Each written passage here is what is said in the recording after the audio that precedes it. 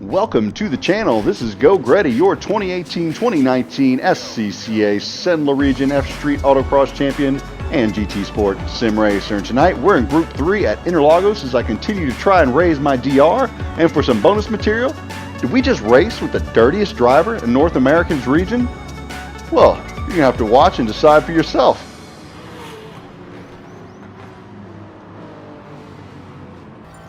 All right, here we are at Interlagos, and I'm in the Group 3 Toyota Supra, and we're out here on the old hot lap for the qualifying, and I come across the line with a 131 8-ish, and I'm pretty happy with that because my previous qualifying, I didn't do so well. I got mixed up with S. Pruitt there, and we had some troubles qualifying. The two of us did, so hey, good start to this race.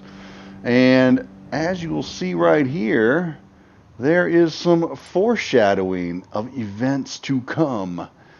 Karma. Yes. Pucho Bagnus.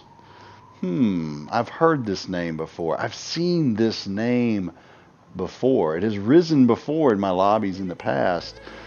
People complaining of some not so clean driving. So we'll see. We'll see if Pucho lives up to his reputation or not. More on that to come. Let's get started with the race. All right, starting grid, Gansan in first. In second, WCD Lazaro 86 USA. Then in third, THR Sparky. In fourth, DNA ONS. And in fifth, Lap Me Again. Behind him in sixth place, we have OSB Mr. Quick 41, followed by Bam Bloodstain in seventh. In eighth, we got Jamaica GTR, and then in ninth, we have Virtual Carlos, followed by him in 10th. We got myself, Geauxgreddy, and in 11th, Rocker C. Then in 12th, we have Bleak Paint, and in 13th, Trey Gamer 96455. Then we have TPC Noshosh, and then K-Funk in 15th. And in 16th, our villain, Pucho Bagnus. Then in 17th, Mike L. Speed, and in 18th, MM Leadfoot. So no 19th or 20th in the lobby. So either they got disconnected, which is pretty common nowadays in GT Sport, or they saw our villain and decided to exit before all of the fun started. I don't know why you'd want to exit. So anyway, I'm starting off here in the middle of the pack in 10th on the mediums. I chose to start on the mediums because I like how they handle the heavy weight of the car. And it also gives me an opportunity to keep up with those in front of me on mediums or even possibly softs. Gives me an opportunity to pass anyone on hards and take advantage of any mistakes made by folks on mediums. So that was my thought process heading into this. My goal is fuel saving and tire wear. I'm trying to short shift where I can, use the slipstream, release the brake, or rather release the gas early and get on the brakes a little lighter to try and save some tires, as I'm going to try to go a full 8 on these mediums with a full tank of fuel. And right here, first lap, we have our first victim. It is OSB Mr. Quick, so we take a position real quick right here at the front of the race without having to actually make an overtake. Good for me, not so good for Mr. Quick there. As I try to settle in behind Virtual Carlos, save fuel, try and feel out what tires he's on to determine how I either want to attack him or not want to attack him. I just want to hang out here behind him. So that's what I was doing, feeling out the guys in front of me and just trying to save tires. I did not do such a good job there coming out of that corner. You see the car gets loose. Everywhere else, I'm just trying to ease off the brake, ease into the corner, not slide the car a whole lot. I was really trying hard to listen to the tires. So as we move in towards the end of lap 1, like I said, I moved up one spot to 9th. And we're going to press on and see what other types of positions and moves I make throughout the race. All right, so here we are on lap 3, and I'm behind Jamaica GTR as Virtual Carlos has already made the pass on him. Like I mentioned earlier, I'm just driving fairly easy, saving tire when they both get a little wide and a little loose there coming through corner 3. So I didn't press it real hard there. I didn't want to get into the side of Jamaica GTR and make him spin off the track and possibly get a penalty. So I just eased off a little bit, made the pass stick, but I wasn't pressing to try and catch Virtual Carlos as well on that pass. Right now, my main concern, saving fuel, saving tires. So moving on to 4, I'm starting to run down Virtual Carlos a little bit. The tire saving is really paying off. You look at the bottom left side of the screen, you see after lap 4 how much wear I have on those racing medium tires. You know, I'm at brake balance 3 to the rear, which is not extreme, but it's good enough to where I'm getting good braking, but not so much where the rear end is getting loose on me. I make a really good run on Virtual Carlos down the straight. I put it beside him, get on the brakes late, make it stick. It looks like he's going to try and get the undercut back underneath me there, but I planted on the apex nicely, come out the other side, make the move stick into 6th place. Super excited about that. Now to put my head down, go for Bam up there in 5th. So on lap 6, a couple folks go in the pits there. They're on the softs. You can see Lap Me Again and WC Lazaro started off on the softs to try and gap everyone. I get on the brakes hard to avoid DNA ONS here. I know that these other guys are coming out of the pits on medium, and I'm hoping that we can all get out in front of them before they can come out of the pits, because we're on medium tires. And I'm on medium tires. Pretty sure these guys are too. They're on medium tires. Luckily, Lazaro had a penalty there, so he couldn't really push it through the straightaway into turn 3. Lucky me, unlucky him. Now I'm sitting in 4th on the 7th lap. As you can see, continuing to look down that left-hand corner, tire wear is looking pretty good. Really excited about that. And I'm behind DNA ONS, is a pretty fast guy, so I feel good about the slipstream. Lazaro, for good reason, putting pressure on me from behind. I know that he wants to make the pass. He's got to get by us. We are on worn medium tires. We're slowing him down, but I cannot lose the slipstream, so I can't let him by. I'm not trying to hold him up, but I'm not trying to let him by either. So it's like a half defense, a half stay in the slipstream maneuver by myself. I know he was frustrated, but I've got to race my race, and right now I got to stay out in front of him. I got to stay behind DNA ONS through this lap. I'm thinking one of these or two of these guys might pit here. So I'm going to give him space on the inside as we come around this corner. I know he's got a little more speed. He's got a little more grip. I'm going to go ahead and let him have that inside line. I'm not going to hold him up too much because it's kind of a jerk thing to do. And, he's going to get me one way or another, so I don't want to hold him up too much and hold me up in the process. That was the best place for him to pass. I let off early, brake early here, give him space so I don't ram him from the rear with worn tires. And I thought it was a pretty clean pass, pretty clean move. So lap 8, I come in, as you can see, my tires still had a little life in them, but I wanted to go ahead and get on the soft tires. I add 7 laps of fuel, actually 6.9. And the purpose of that is I started off on the mediums because I handled the heavy weight of the car with all the fuel pretty well, but they weren't as slow as those hards. Those hards were so slow, and I didn't want to fall back in the pack and end up back there with Puncho Bagnus and all the craziness that's going to happen in the back of the pack. I want to stay going forward with the fast people who race clean. For this purpose, right here, I'm sitting here in 5th place. Virtual Carlos had a penalty. Again, I lucked out. He comes out of the pits with a penalty, and he must have cut the line or something like that. So I get out in front. Some of the guys in the back of the pack would have sent it right there and just blown you out of that corner. But Virtual Carlos, was in a good position. He's not going to ruin his position to just try and win one corner. So that helps me out tremendously. And I'm on soft tires, so I'm pulling away now, and I'm feeling really good about my position. Now, again, the reason I went from hard to soft from medium to soft rather, is the mediums handled that heavy weight of the fuel well. Then I come out on the softs. I was going to run 7 laps of soft regardless of whether I took them last or I took them middle. So I took them in the middle because I'm going to add 7 laps of fuel. If I'd come out on the hards, I would have come out with more fuel than necessary. So I would be in a heavier car than necessary for those hard tires. So it was all about maximizing every almost 1/10 of a second, so to speak, to try and just get as far up front as I can, because all these guys started 3-4 seconds in front of you in the beginning of the race, 5 seconds in front of you, and then they're faster than you on top of that because they qualified faster. So you're trying to find any little advantage you can to get up there with them or get up in front of them, because on this track I'm pretty good at defending it, so I felt good about my chances if I was up front. So that's the whole strategy behind it. So let's move on and see what happens a little later in the race. All right, not sure if you remember that, but not long ago, WCD Lazaro passed me up as he came out in those fresh mediums. Now I'm catching back up to him, those soft tires, and get around the outside of him coming into corner 4. He backs out of it because he's probably thinking, I'm going to grab Greddy's slip right here, follow him up a little further. So He gets out of my way in the corner. He backs out of the throttle. He was much kinder to me than I was to him. So made that one stick.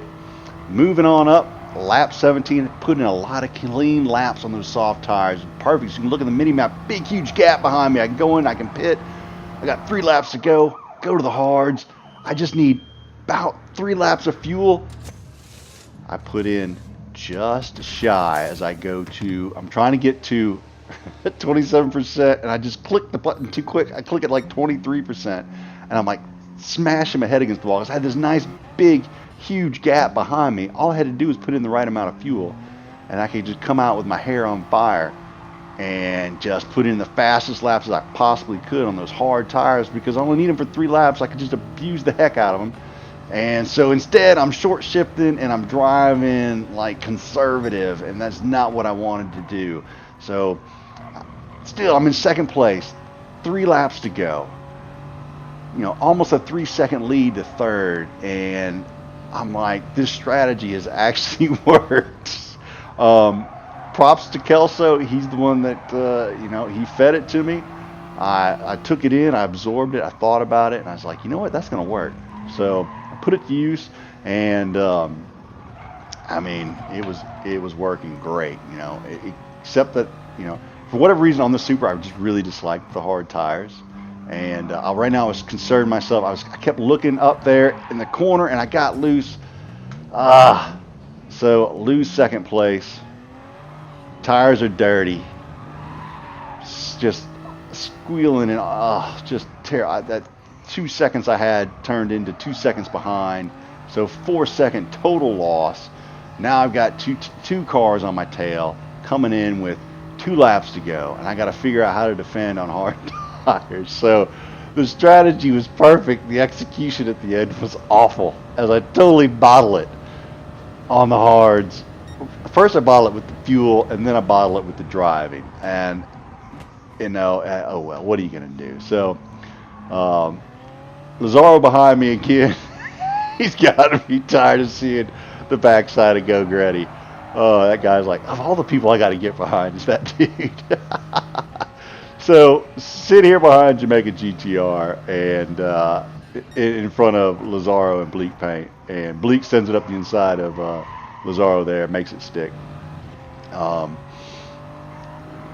Make a long story short, we hang out here behind Jamaica GTR for the next 2 laps, and as you can see, we are able to make the fuel last, and we finish in 4th place. So a P10, or rather a Q10 to a P4.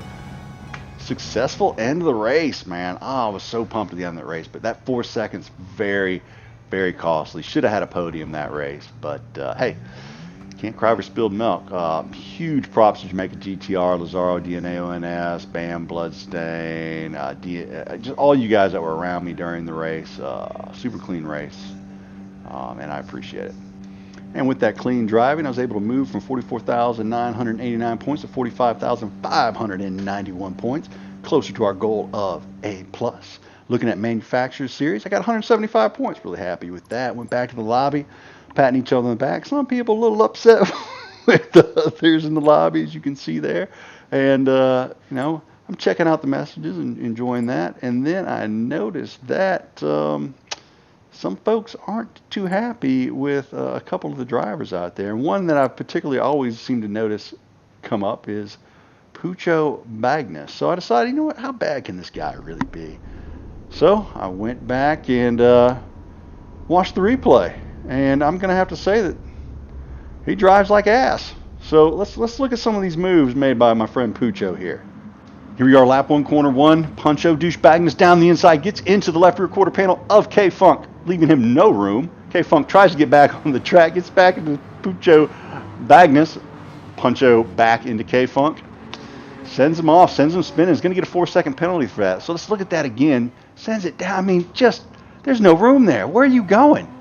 The door's not open. So K-Funk's like, I'm going to close the door on you, all right? So the fight ensues. Of course, he knocks poor MKL Speed off the track, gets 4 seconds. So let's move on to lap 5, going into corner 3 here after the Senna S's. Trying to make a run here on Rocker C, but doesn't quite have it yet. He's not alongside him going to quarter 3, but that's all right. Puncho Douchebagness, he'll send it.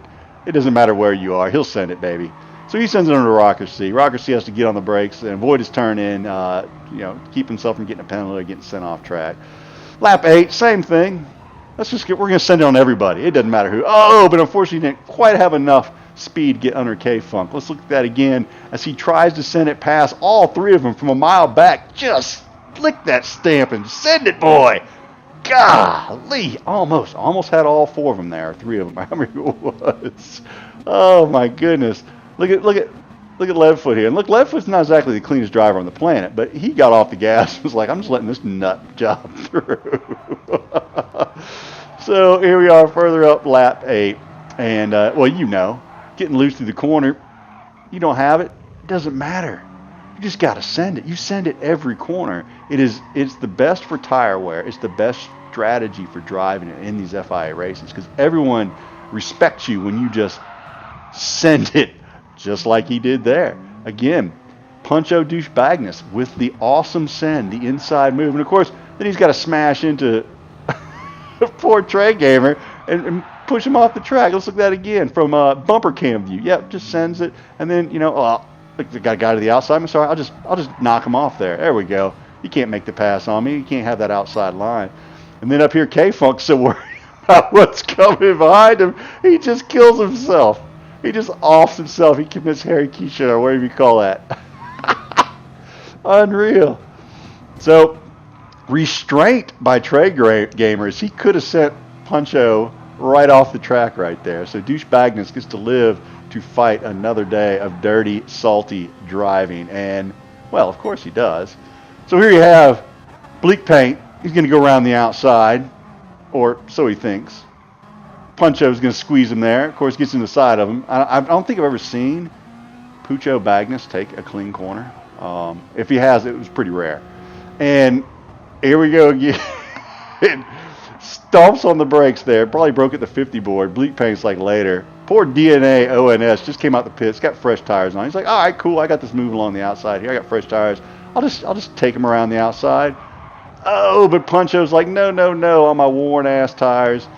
I'm just going to send it up the inside of here. So look, this is what you see from DNA ONS. I mean, you can see him in the rearview mirror.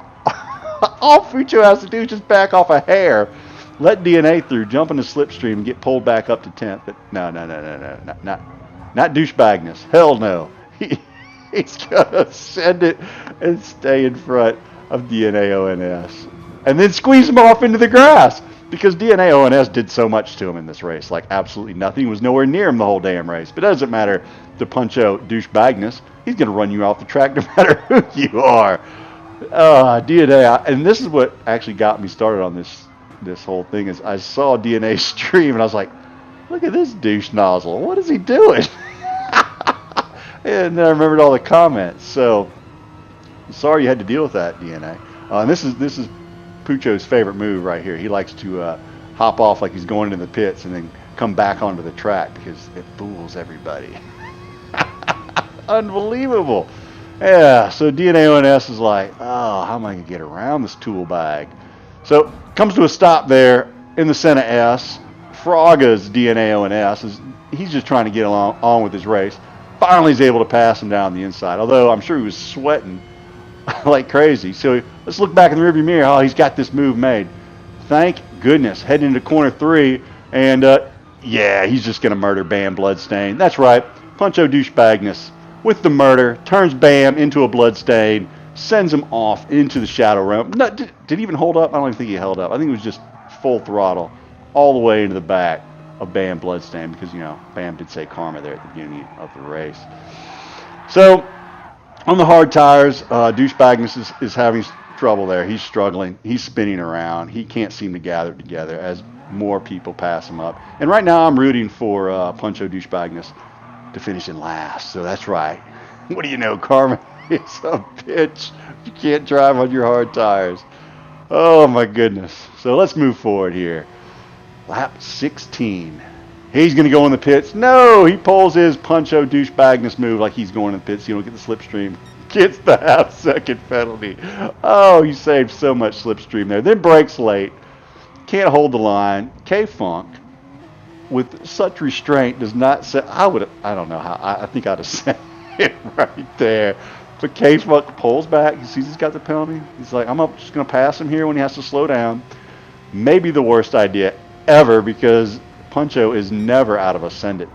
I mean, he could be back 6 cars and send it. Knowing that, K-Funk breaks late again, allowing Puncho back in it. But that brings our boy MKL Speed into the picture. Now, y'all remember MKL Speed. He got launched there on corner 1.